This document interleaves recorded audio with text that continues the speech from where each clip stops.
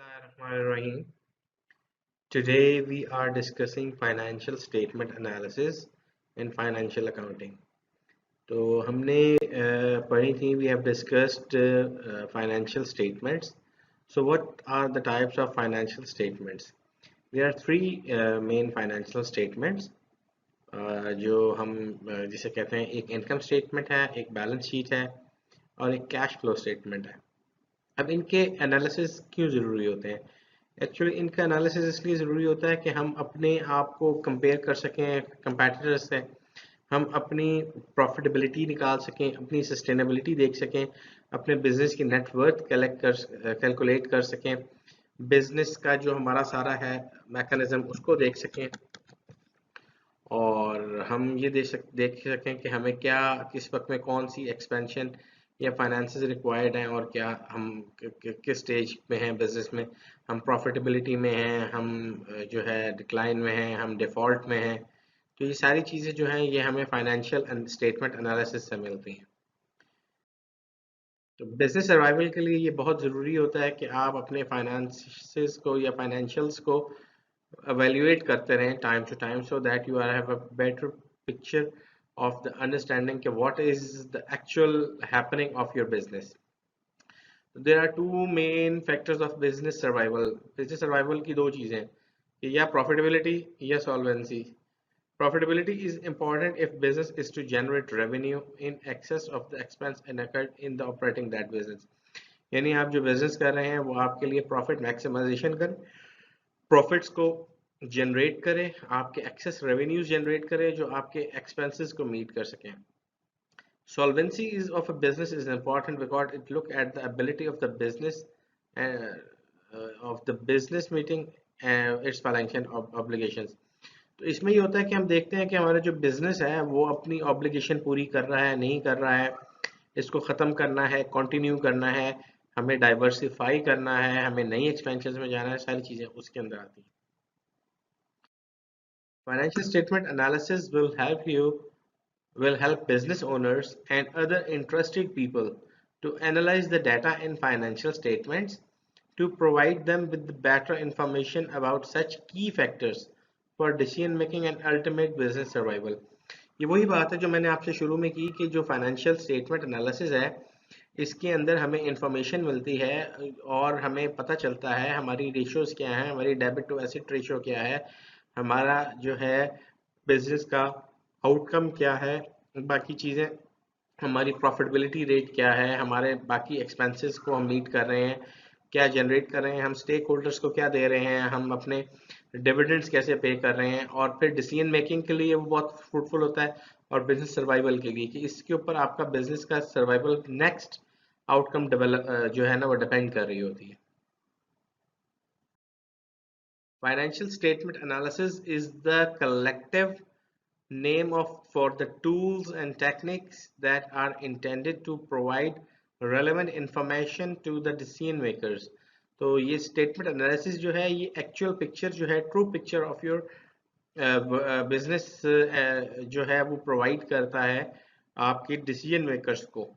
The purpose of financial statement analysis is to assess the financial health and performance of the company. मैंने वही बताया कि आपकी financial strength देखते हैं और कंपनी की परफॉर्मेंस देखते हैं। Financial statement analysis consist of the comparisons for the same company over the period of time and comparisons of different company either in the same industry or in the other industrial segments.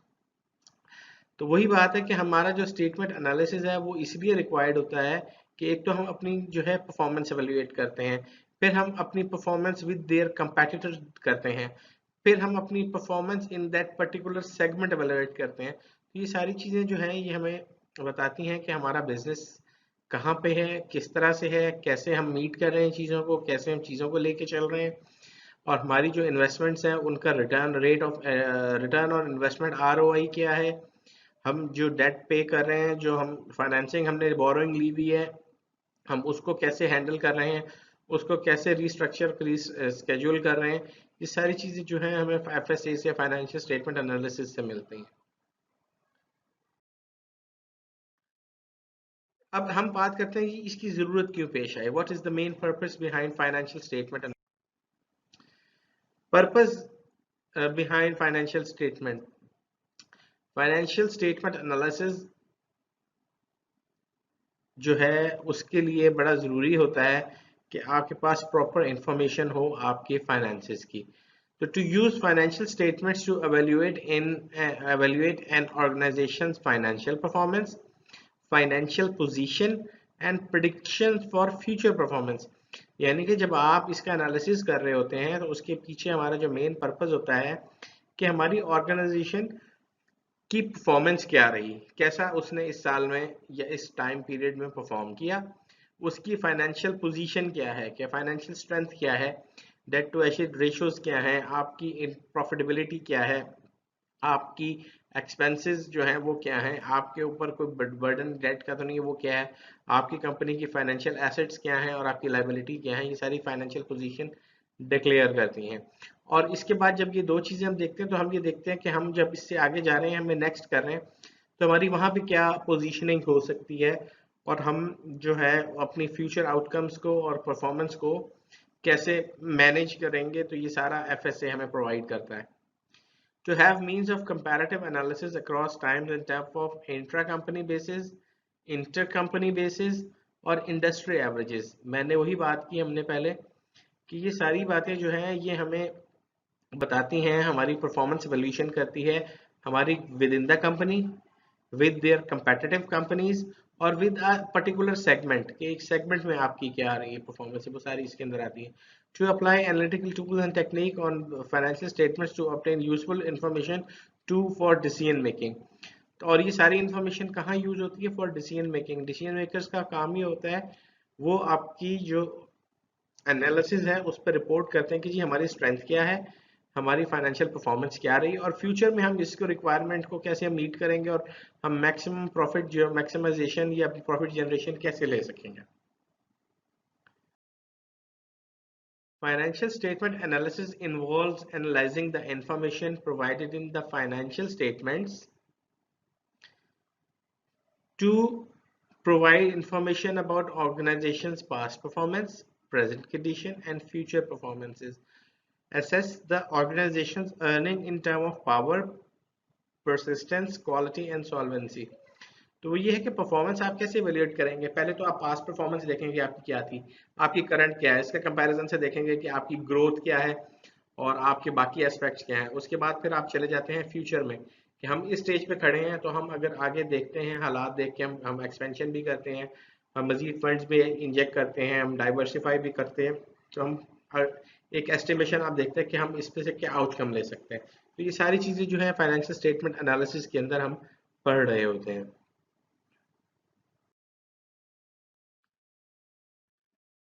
Types of financial statements हमने discuss की। Income statement हो गई आपकी, financial जो sorry balance sheet हो गई आपकी, cash flow हो गई, रिटेन्ड अर्निंग की हो गई, statement of changes in financial position होगी, आपका वर्किंग कैपिटल पोजीशन हो गया, कोई कैश फ्लो कैश पोजीशन बता हो गई, changes in overall financial positions, ये भी आपकी इसके अंदर आती हैं सारी, ये सारी जो है हमें इसके अंदर आती हैं।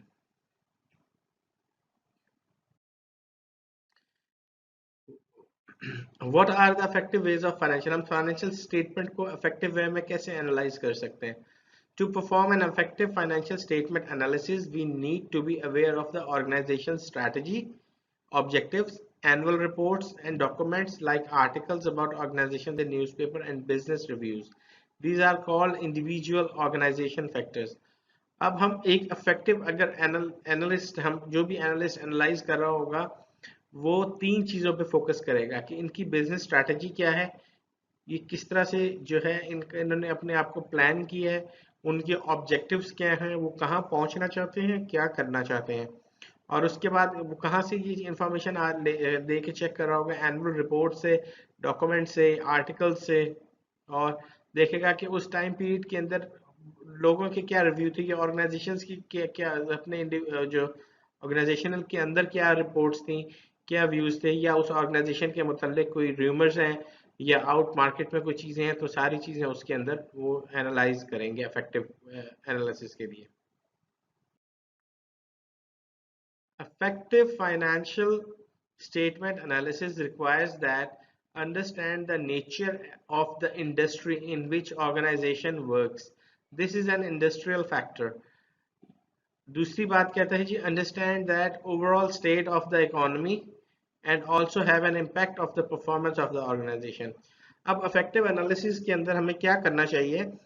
हमें अपनी जो इंडस्ट्री जिसको हम स्टडी कर रहे हैं या जिसकी हम स्टेटमेंट एनालिसिस कर रहे हैं, हमें उसको सही से इन द डीपली उसको जो है उसकी इंडस्ट्री की नेचर वो किस नौइयत की है, क्या है, उनकी ऑर्गेनाइजेशन चार्ट क्या है, उसमें ऑर्गेनाइजेशन वर्किंग क्या है, ऑर्गेनाइजेशन की फाइनेंशियल पोजीशनिंग क्या है, ये सारी चीज़ें देखनी पड़ती हैं। और दूसरी तरफ हम ये कहते हैं कि अगर ऑर्गेनाइजेशन परफॉर्म कर रही है तो उसके ऊपर जो इफेक्ट्स आ रहे होते हैं एक्सटर्नल फैक्टर्स के, वो क्या आते हैं, जैसे कि आपका इकोनॉमी हो गया, आपके हालात हो गए, डिस्टर्बेंस हो गई। सिमिलरली जिस तरह कोविड-19 था, नोबडी प्रेडिक्टेड दैट कि हमें 3-4 महीने शट डाउन में जाना पड़ेगा और अनफॉर्चुनेटली वो शट डाउन हुआ, इकोनॉमी डिस्टर्ब हुई, सारी चीज़ें हुई। तो ये सारी चीज़ें ऑर्गेनाइजेशन के वर्किंग पे, उसके फाइनेंशियल सेक्टर्स पे बहुत ज़्यादा इफेक्ट होगा कि आप अर्न कुछ कर नहीं रहे, आप सेविंग से खा रहे हैं, तो डेफिनेटली आपका चार्ट और बैलेंस जो है वो डिस्टर्ब होगा। Financial statement analysis is more than just a crunching numbers. It involves obtaining broader picture of the organization to evaluate appropriately how that organization is performing. तो ये जो एनालिसिस है ये हतमी बात नहीं होती, लेकिन हमें बहुत क्लियर पिक्चर बता देता है कि जी ऑर्गेनाइजेशन क्या है, क्या कर रही है, कैसे सरवाइव कर रही है और क्या करेगी।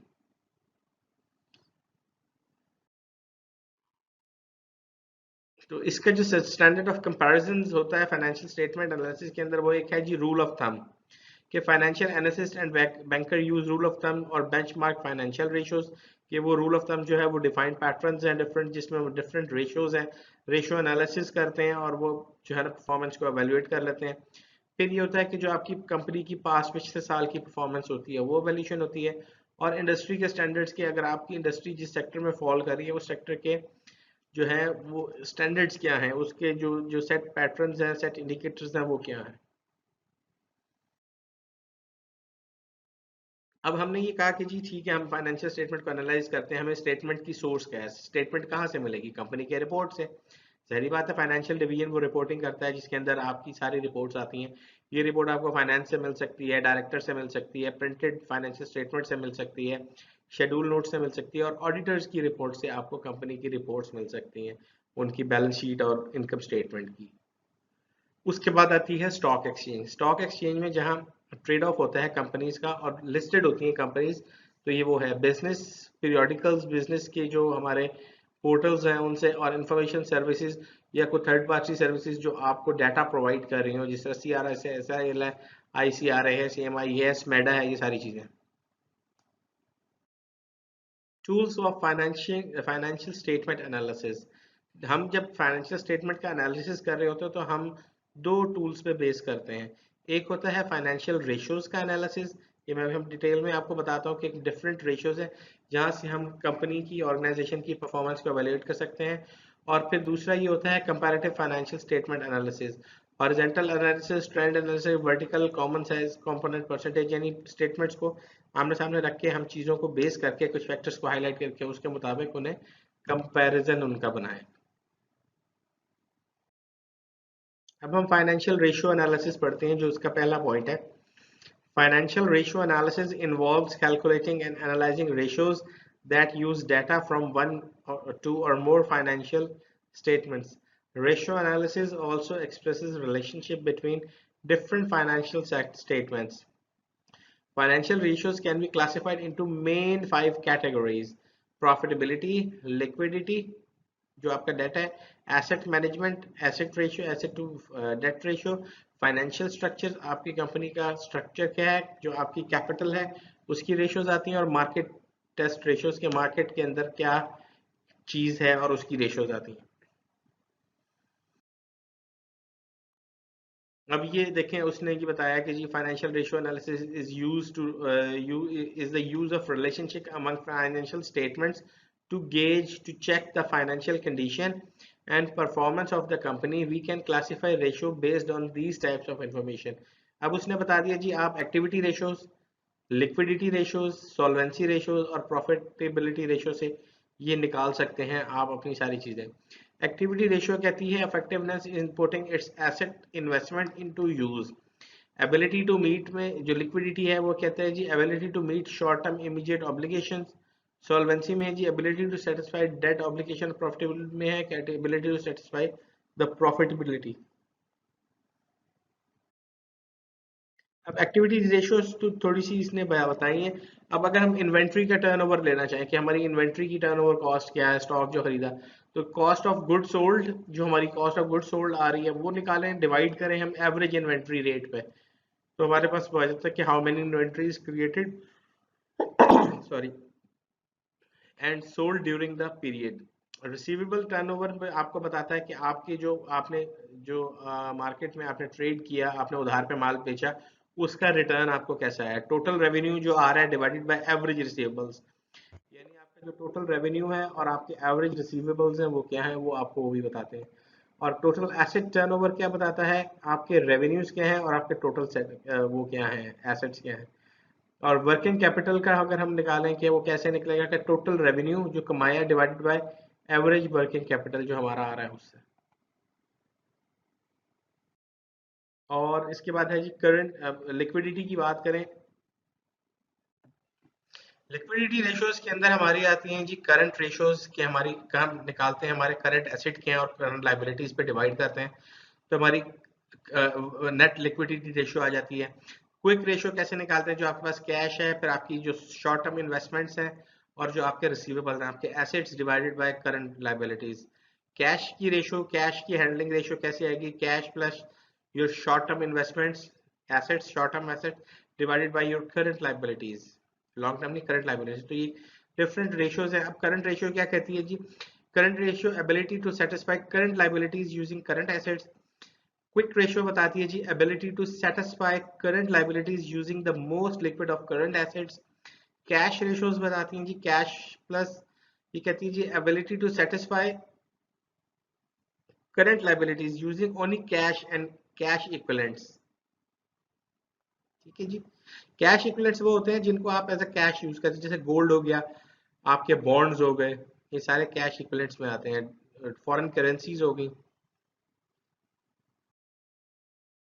अब हम सॉल्वेंसी एनालिसिस, जो हम सॉल्वेंसी देख रहे थे, सॉल्वेंसी के अंदर रिस्क होता है, बिजनेस रिस्क है, फाइनेंशियल रिस्क है, सेल रिस्क है, ऑपरेटिंग रिस्क है। The company's business risk is to determine in large part from the company's line of business। हम ये करते हैं, कंपैटिटर एनालिसिस करते हैं और देखते हैं कि हमारे कंपनी को कितना रिस्क एसोसिएट है विद देयर कंपैटिटर्स। फिर हम बात करते हैं फाइनेंशियल रिस्क की, इसके अंदर हम फाइनेंशियल वर्थ को एनालिसिस करते हैं। Financial risk is the risk resulting from the company's choice of how to finance the business using debt और इक्विटी। यानी हमने अपना बिजनेस जो है वो लोन से चलाना है या हमने उसे अपने कैश से चलाना है, तो ये उसको फाइनेंशियल रिस्क है कि आपका कितना रिस्क एसोसिएटेड है with your business working. We use solvency ratios to assess a company's financial risk. There are two types of solvency ratios: component percentages and coverage ratios. Component percentages involve comparing the elements in the capital structure, और coverage ratio कहती है कि the ability measure the ability to meet interest and other fixed financing costs.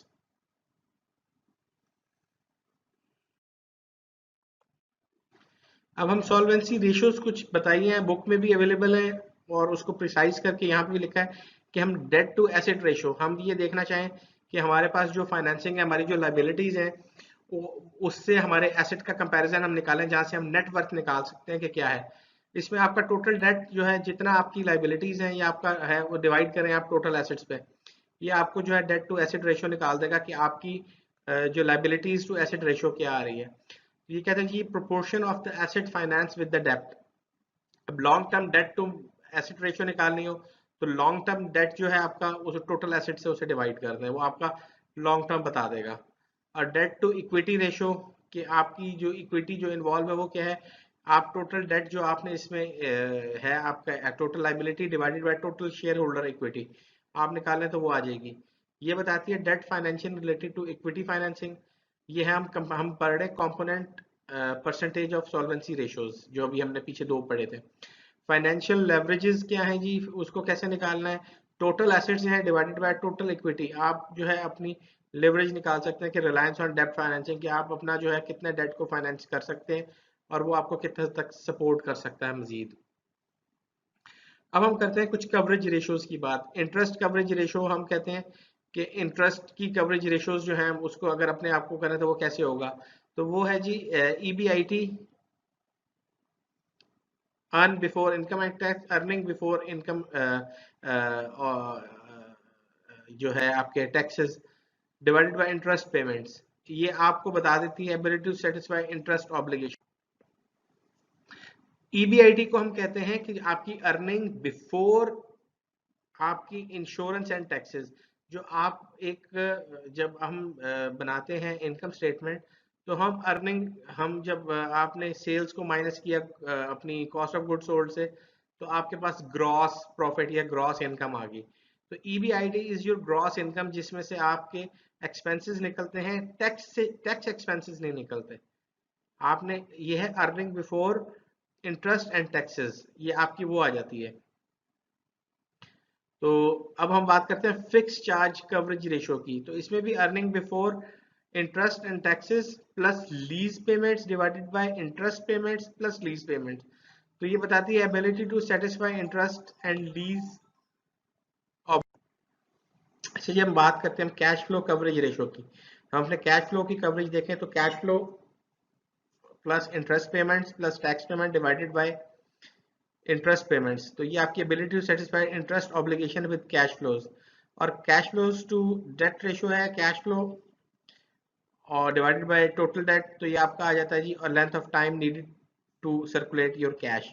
तो ये cash circulation बता देते हैं। तो ये डिफरेंट रेशियोज हैं जो हमें बताती हैं कि हमने कैसे अर्न करना है, मतलब हमने कैसे सरवाइव करना है, और हमारी जो परफॉर्मेंस है वो कहाँ पे आ रही है, कि हमारे इंटरेस्ट पेमेंट्स कैसी हैं, हमारी डेट रेशियो क्या है, हमारा एसेट की रेशियो क्या है, हमारी लाइबिलिटी रेशियो क्या है, हमारी earning before income interest and taxes क्या है, और हमें हम इंटरेस्ट को कैसे कवरेज करेंगे, कैश फ्लो उसको कैसे मैनेज करेंगे, कैश फ्लो को हम अपनी लाइबिलिटी कैसे मैनेज करेंगे, सारी चीज़ें इसके अंदर आती हैं।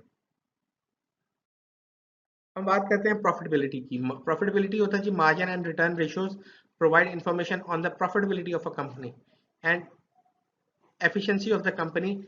A margin is a portion of revenues that is a profit. A return is a comparison of profit with the investment necessary to generate the profit. Profitability क्या है जी, आपने काम किया, बिजनेस किया, आपने उससे कमाया, क्या कमाया, वो आप कैसे निकालेंगे, वो they are different type different ratios जिसके थ्रू आप ये निकाल सकते हैं कि हमारी प्रॉफिटेबिलिटी क्या है, हमने मार्जिन क्या, प्रॉफिट मार्जिन क्या है, यानी हमने 20% गेन किया, 30% लिया, 40% लिया, या हमारा रिटर्न ऑन इन्वेस्टमेंट क्या है, हमने 10% कमाया, 15% कमाया या 20% कमाया। सारी चीजें जो है ये उसके अंदर आ जाती हैं।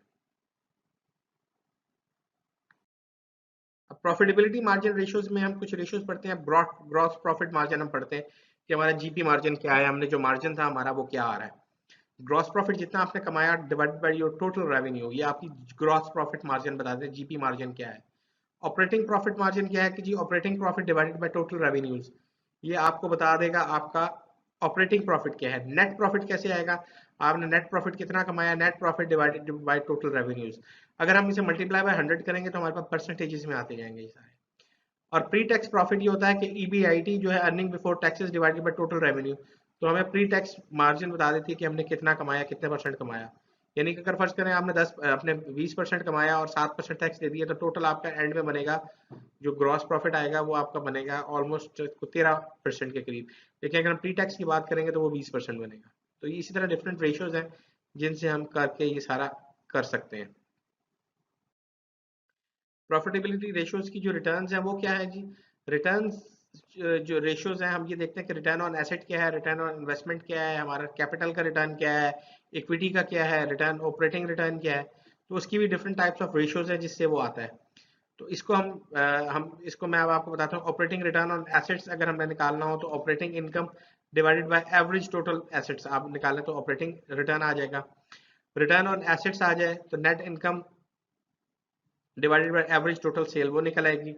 रिटर्न ऑन टोटल कैपिटल करें तो नेट इनकम टोटल कैपिटल का रिटर्न निकालें तो आपने जो कमाया net income divided by average interest bearing debt plus total equity आप अब डाल दें, और रिटर्न ऑन इक्विटी निकालनी हो तो आप net income divided by average share holder equity निकाल दें। तो ये डिफरेंट रेशियोज हैं जिनसे हम सारी चीजें निकाल सकते हैं। ऑपरेटिंग रिटर्न ऑन इन्वेस्टमेंट कैसे जी, operating income divided by average total asset, उससे निकल आएगा। Three elements of the profitability analysis की हम अगर हम रेशियोज की बात करें तो इसमें तीन पॉइंट्स बड़े इंपॉर्टेंट है। एक है कि analysing on sale and trading margin, focus on gross profit. उसके बाद हम कहते हैं analysing on control of expenses, अब अपने expenses focus on net profit, और assessing the return on asset and return on equity. मतलब तीन एलिमेंट्स हैं जिनको आप देखते हैं। जब आपने फोकस करना हो सेल एंड ट्रेड मार्जिन को तो आप ग्रॉस प्रॉफिट को फोकस करते हैं। जब आपने कंट्रोल एक्सपेंसेस को देखना हो तो आप नेट प्रॉफिट देखते हैं। जाहिर बात है जब आपका नेट प्रॉफिट ज्यादा होगा तो इट मींस आप अपने एक्सपेंसेस को डाउन कर रहे होंगे। और तीसरा एलिमेंट ये होता है कि आप अपने रिटर्न ऑन एसेट और रिटर्न ऑन इक्विटी जो है उसको आप एसेस कर रहे होते हैं। जीपी प्रॉफिट, अब मैंने आपको जिस तरह बताया था कि अगर परसेंटेजेस में निकालना है तो इनको आप मल्टीप्लाई बाय 100 करेंगे तो ये आपकी परसेंटेजेस बन जाएगी। जैसे जीपी प्रॉफिट है, GP divided by net sales into 100 आपकी परसेंटेज में निकल आएगी। नेट प्रॉफिट कब निकालेंगे, नेट प्रॉफिट जो है आपका नेट जो सब चीजों के बाद आता है, आपका आफ्टर टैक्सेस आता है बिल्कुल, या जिसे हम खालिस मुनाफा कहते हैं, वो डिवाइडेड बाय सेल्स इनटू 100 करेंगे तो वो आ जाएगी। तो इसी तरह रिटर्न ऑन एसेट है, net profit divided by total asset into 100 वो आ जाएगा। आरओई जो रिटर्न ऑन इक्विटी है वो क्या, net profit divided by total equity into 100 ही उससे वो निकल आएगा।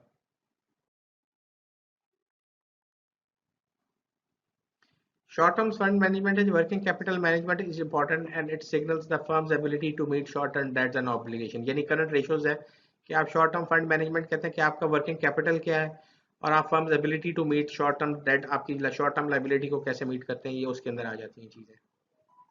तो वर्किंग कैपिटल होता है जी current asset minus current liability, current ratio है जी current asset divided by current liability. Quick ratio अगर हम निकालें तो current asset minus inventory minus pre payments divided by current liabilities and bank overdraft. इससे हम ये थोड़ी सी रेशियोज हैं जिससे हम निकाल सकते हैं। फाइनेंशियल स्ट्रक्चर और कैपिटलाइज रेशियो, कैपिटलाइजेशन रेशियोज क्या होती हैं, हम लॉन्ग, पहले तो हमने शॉर्ट टर्म की बात की ना, अब हम लॉन्ग टर्म की बात करते हैं। तो लॉन्ग टर्म फंड्स मैनेजमेंट कैसे होती है, measuring the risk of business in terms of debt and gearing. इसकी रेशियोज क्या कहती हैं, डेट टू इक्विटी रेशियो है, टोटल आपका जो लोन है total debt divided by your total equity करें। डेट टू रेशियो क्या है कि total debt divided by total asset into 100 करें तो debit debt to asset ratio निकल आएगी। इक्विटी निकालनी हो तो equity divided by total asset into 100 करें वो आ जाएगी। और टाइम इंटरेस्ट जो है, टाइम्स ऑफ इंटरेस्ट अर्न, ये है कि earning before interest and expense divided by interest, और आप निकालेंगे तो वो निकल आएंगे। ये सारी चीजें जो रेशियोज ये बुक में दी गई हैं। अब हम बात करते हैं मार्केट टेस्ट रेशियोज की। Based on the share market perception of the company, कि प्राइस और डिवाइडेड बाय अर्निंग रेशियो क्या है, कि आपकी प्राइस क्या है और आपकी अर्निंग प्रॉफिट्स क्या है, उससे आप मार्केट टेस्ट रेशियोज निकाल सकते हैं।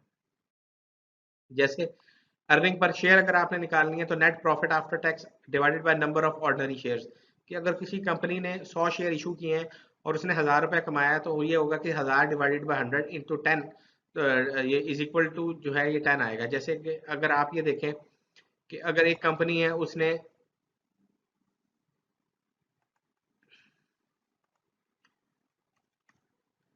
1000 उसका जो है उसने इनकम प्रॉफिट जो है वो अर्न किया 1000 रुपये,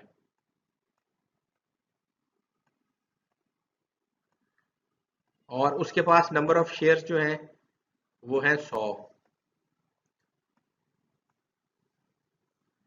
तो हमें कैसे पता, हम कैसे निकाल सकते हैं, तो वो निकलेगा उसी से कि this divided by this is equal to, अब इसको अगर हम करें तो 10 आता है। तो इसका मतलब ये है कि अर्निंग पर शेयर जो है कंपनी की वो 10 आई है।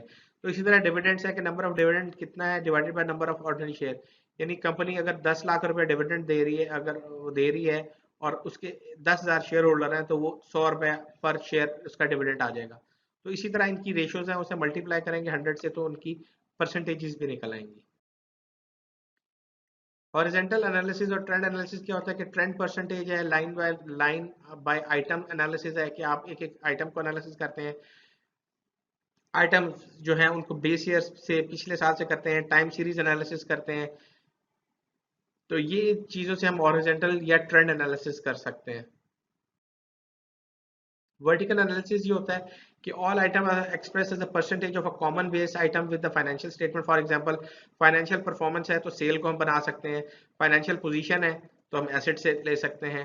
तो ये चीजें हैं जिनसे हम वर्टिकल एनालिसिस कर सकते हैं कि जी हमने अगर फाइनेंशियल परफॉर्मेंस लेनी है तो हम सेल देखते हैं कि उसने सेल कितनी की है और उसकी सेल परसेंटेजेस क्या है, और मतलब पिछले सालों से और इस साल को कंपेयर करते हैं। फाइनेंशियल पोजीशन में हम ये करते हैं कि हम अपनी फाइनेंशियल पोजीशनिंग देखते हैं, हम टोटल एसेट्स को अपनी एसेट लायबिलिटी रेशियो से देखते हैं, हमारा एसेट कितना स्ट्रॉन्गर है तो कंपनी की फाइनेंशियल पोजीशन बता देता है, और अपने कंपेटिटर से भी हम इस तरह से उसको कंपेयर कर सकते हैं।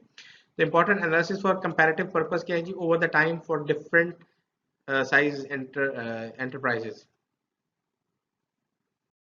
लास्टली वो कहता है कि लिमिटेशंस क्या है, if there are few limitation with the financial statement analysis, we must be careful with the financial statements analysis. Strong financial statement analysis does not necessarily means that the organization has strong financial future. हम ये नहीं कह सकते कि जी हमने उसके जो financial statement देख के कि उसका फ्यूचर बहुत सक्सेसफुल है, हो सकता है 3 महीने बाद वो बिल्कुल कोलैप्स कर जाए, इसलिए हम उस पर होली रिलाई नहीं कर सकते, लेकिन हम उसको फॉरगो भी नहीं कर सकते।